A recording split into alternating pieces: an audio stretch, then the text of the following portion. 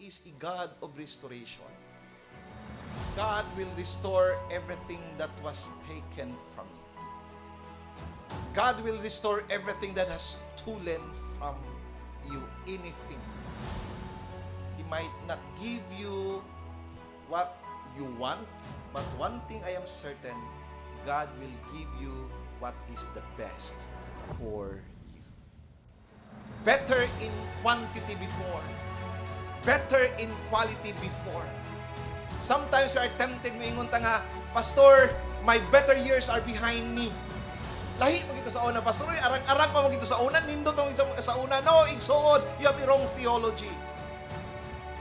The best is always yet to come. Ask me why. Because we are still waiting for heaven.